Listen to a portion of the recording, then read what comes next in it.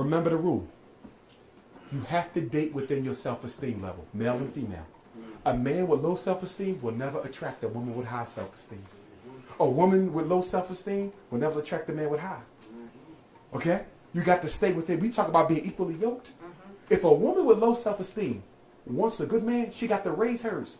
Because if he see that he don't think nothing, if she don't think nothing of stuff, he can never consider her seriously. Because people date on their same self-esteem level. So if you got low self-esteem, find somebody else with low self-esteem. And y'all can be sad together.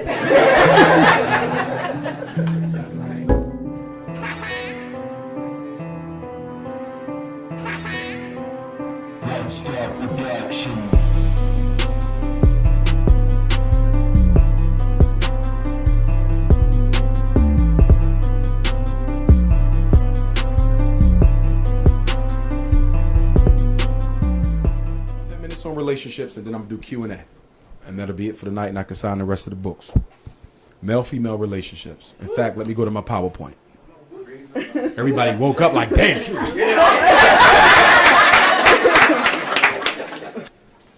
Okay, first of all, reasons why we get married that are not good reasons. Number one, a lot of us get married because we don't like ourselves and we need somebody else to make us feel better. Did y'all hear that? You hate yourself. And you're dating me so I can make you feel better. That's called relationship as a drug.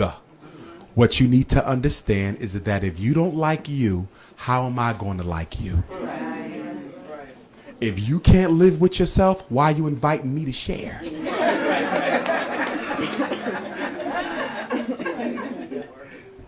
So we're going to cut through this tonight, okay? In other words, black man and black woman, your problem ain't your partner. It's you. Come on. But it's easy to blame somebody else because the ego don't like to take responsibility for itself. See, when we were born, all of us needed three things. More than three, but three basics. We needed intimacy, deep love with our parents. We needed the ability to trust our parents, and we needed the ability to reciprocate with each other. If your mother and father was able to have a deep love with you, you'll be able to love people later. But if you didn't have a deep love affair with either parent, you can possibly be at risk for dysfunctional relationships for the rest of your life until you come to the consciousness of how your childhood is limiting your adulthood. Make it plain. It's like when a woman doesn't grow up with her father. She's not doomed to unhealthy relationships, but she has to understand that she's at greater risk of becoming a hopeless romantic. And what is a hopeless romantic? That's a woman who falls in love with every man she meets because she's looking for a father. Somebody out there going through it. Get that brother ginger ale. He said, oh Lord, he hitting all on my marriage. Okay? So that's the love. If a man couldn't trust his mother, she never kept her word to me. My mom was more engaged in her career than me. She was more worried about her hair and her pocketbooks than me. She was more into her boyfriend than me. She was more into my sister than me. I learned to dislike my mother, and I don't trust my mom. So guess what? If I don't check that, when I start dating, I won't trust none of the women I date. And that's why, sisters, you got to study the men's relationship with their mother to see if it is healthy and positive. Because if he don't like her, sooner or later, you objectify into her. Same thing with men. You got to study that woman's relationship with her dad. If you dating a woman who hates her father, please be careful. Because when your relationship gets rocky, you will transform into her dad before her eyes. There's a science to relationships. You ain't got to roll the dice. You got to study and be patient. But the problem is a lot of us don't like being by ourselves long enough to study the different possible relationships we can have. We running from relationship to relationship because we don't like being by ourselves. And why don't we like being by ourselves? Because when you by yourself, your subconscious mind automatically raises a mirror and shows you everything about you that you need to fix. You said you was going back to school and you never did. You said you was going to start working out. You never did. You said you was going to work on your relationship with your son. You never did. So we don't want to deal with our responsibilities. So we run out the house and go date. That's why some of us who live alone can't stand to go home. You ever have a friend who lived alone? They always want you to be out with them. After work, let's go get some drinks. After drinks, let's go shopping. After shopping, let's go eat. After eat, let's go to the movie. Take your ass home! Y'all know what I'm talking about? Scared to go home because all your demons is waiting to attack you. And then the last one is reciprocity. That's being able to give freely. You ever date somebody who was stingy? You did everything for them, they did nothing for you? You're like, my goodness, is he seeing what I'm doing for him? Because he grew up in a family environment based on scarcity. If he wasn't at the breakfast table at 8 o'clock, they ate his links. Sausage links, gone! If he wasn't in the bathroom in time, he ain't getting no soap! If he was late going to school, he ain't getting no lunch money. So he learned early that you had to fight for every little thing you get, and people will take advantage of you. And now he's a grown man at 35, still afraid to really treat you the way he needs to treat you, black woman, because he think if he shows you his good side, you're going to take advantage of him. See, one thing you got to understand, a lot of us are psychologically damaged by previous relationships, and y'all have to stop trying to fix broken people and find somebody who's working. Materialism. Dating people because you think they can give you a higher quality of life, which you think is going to make you happy. Ladies, you married him why? Because he had a law degree, he was a lawyer, he had a nice car, he was attractive, he worked out. But what about his values? You don't know nothing about me. You telling me you chose your husband. Fellas, we do the same thing. She had the small hips, the dick, right? Make it play. Poked out. Damn! But what you better realize, once you give her 2-3 kids, come on. It ain't gonna be poked out, it's gonna be poked down! Poked down! So you got to choose your partner both based on what's in here. Because if you choose your woman based on the physicalities, they gonna give way over time, brother. So you got to love something inside of her because her wisdom will grow. So if you tied to the spirit, it can only get better. But if you tied to the physicalities, that's not going to last. Right? And I'm going to start giving out parking tickets for people who don't know how to dress their age. Because the next time I find a brother over 60 with Tim's on and an Iverson jersey with cornrows, I'm taking his ass to jail. Okay? Dress your age! Next time I see a great grandma in the club with Speedos on, dress your age, woman! You was in church yesterday!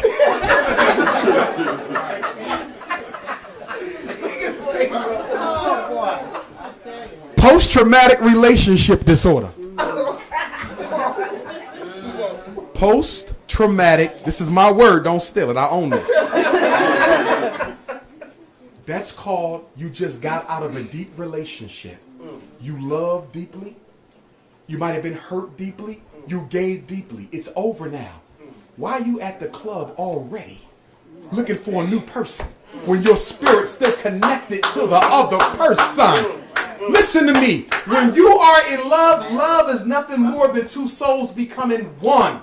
So when that relationship ends, the souls got to split. That's painful. So you need time to heal your spirit. And if you don't, somebody out there going through it. Get that brother ginger ale. Some ginger beer. So, listen. We go right out there. Fellas, we good for this. Because we think we can just move on. No, brother. You still need time to heal too. Because when you start dealing with another woman, you still got that other woman's energy on your body, your aura. It's still linked. So you automatically start judging the new woman based on the faults of the old woman. And now you thinking she doing stuff she not even doing because you still traumatized. Post-traumatic relationship disorder. Now people say how much time you need to get over an old love. It depends on how long you loved. If you was married for 30 years, it's going to take you longer to get over that than somebody who was living with somebody for a year. It depends on you. But normally I would say it takes at least a season. 3 months. That's right, fellas. No cookie. Listen. For 3 months. Brothers back there like, shh. recognize the potential risks that your partner bring to the table. But it's hard for us to evaluate potential risks because most of the time when we dating, we are given a false projection of who we really are.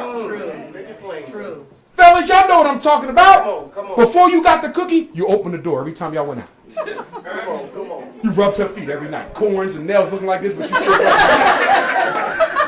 You had to put a glove on, but you right? Sister, you cook for him every night. Every night. And then all of a sudden, y'all moved in together and everything switched. All of a sudden, she got pregnant, everything switched. All of a sudden, y'all got engaged, everything switched. All of a sudden, y'all got married, everything switched. What is it about those 4 conditions that change us? Let me take that back. It don't change us, it reveals the real us. Right. In those 4 conditions, the ego comes to a conclusion that I am stuck with this person at least for a good amount of time. So it ain't no need for me to keep on lying. I might as well be who the hell I am. Y'all know what I'm talking about. That's why people say, well, I don't want to get married because when people get married, it changes them. No, it don't. When they get married, they realize that they in it for good. And so they stop putting on their fake self. You wasn't dating the real person ever. That's why I think we should live together before we get married. I understand what the religions are saying. I respect that.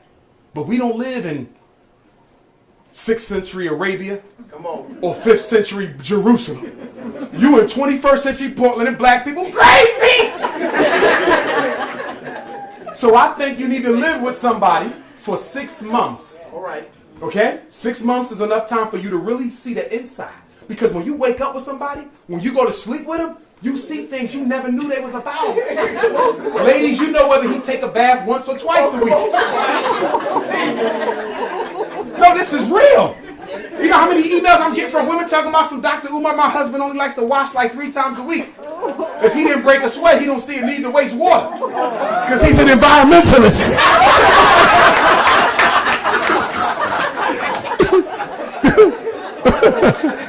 Okay?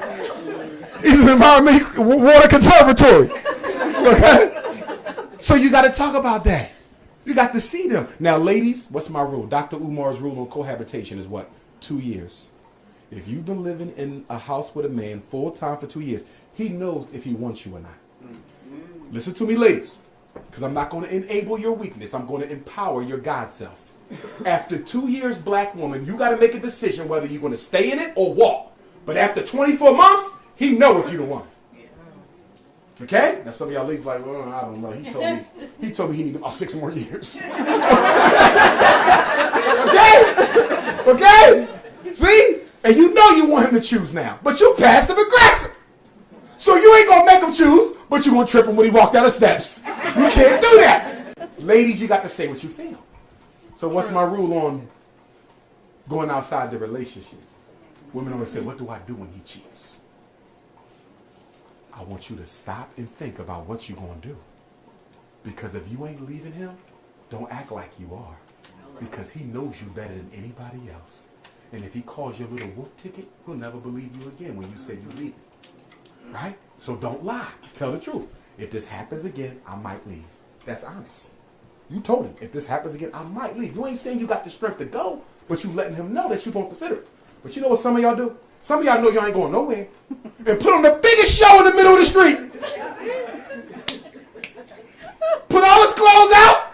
And then soon when he start packing his clothes, his homies come to get his clothes, you start taking them back in the house. After you done took them all out. You know you wasn't leaving, so stop lying. Don't bluff a man. Because you can't bluff a man. He know you. And so ladies, if you're doing something you don't like, tell him you ain't putting up with it and you leave. And if you say you're going to leave, you got to leave for a little while. You might go sleep on your sister's couch for a week. But he got to know that you still have enough self-respect to cut that thing off if it ain't going down the right path.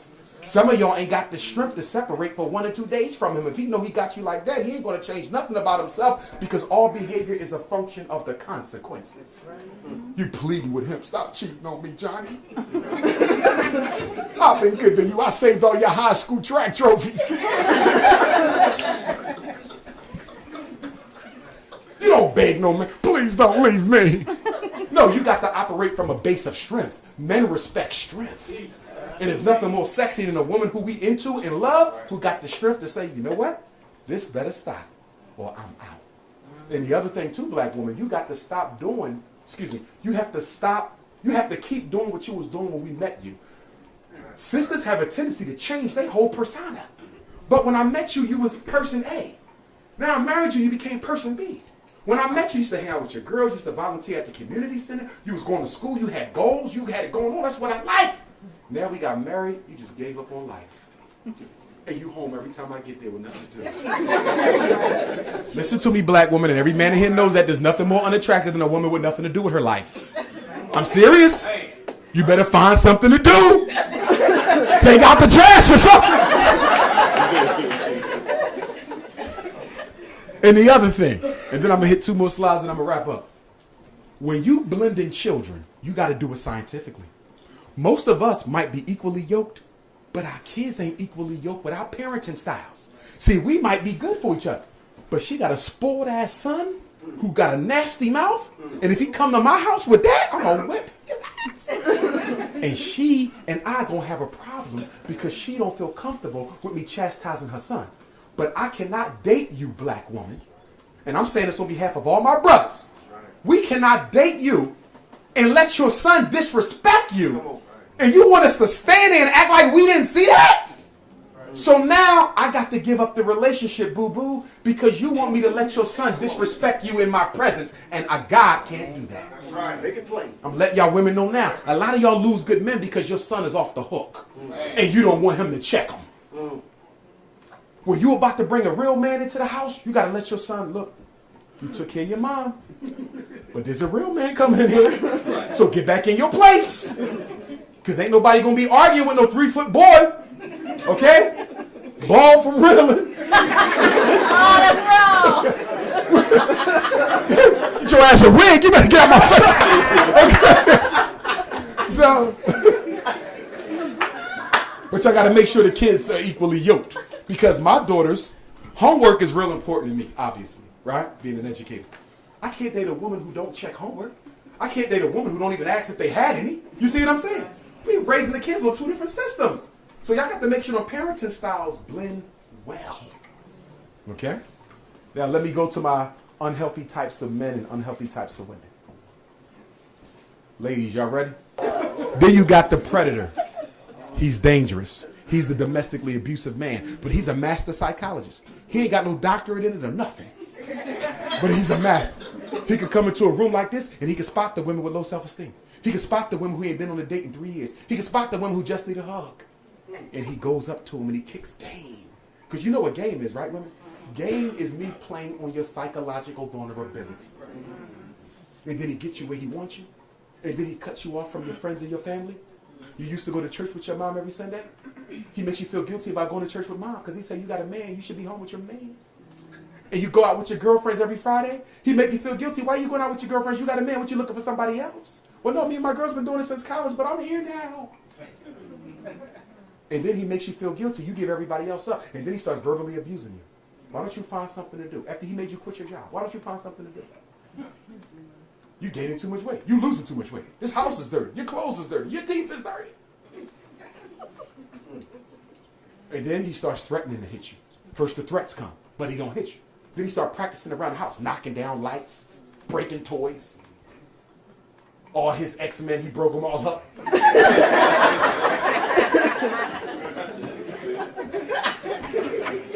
Right? And then one day you come home and there's holes in the wall. He was practicing. Ladies, once you see the holes in the wall, you know what's next. Pack up, grab your kids, and split. But you don't split because he provides you with a life that you don't think you could find in another man. So you stay, and then that smack comes. Tell y'all, as a therapist, as a big brother, if he hits you once, he's likely to hit you again. Because the impulse to hit a woman ain't something you just wake up with, black man. That was a seed in your subconscious that was growing because you saw it happen to your own mother. Right. Or you saw the men in your life control their women through physical violence. So ladies, once he releases that, it becomes a habit. And your life begins to go downhill. And y'all have to know when to pack up and leave. Because in case you don't know the statistics, most black women killed in America are killed by the men who love them. That's right. But some of y'all grew up in houses where mom got beat on. So a lot of black women think if a man really loves you, he's supposed to hit you. That's right. If he don't smack you, if he don't show no jealousy, if he don't show no possessiveness, then you're not sure he cared. That's a sickness. And you got to work on that.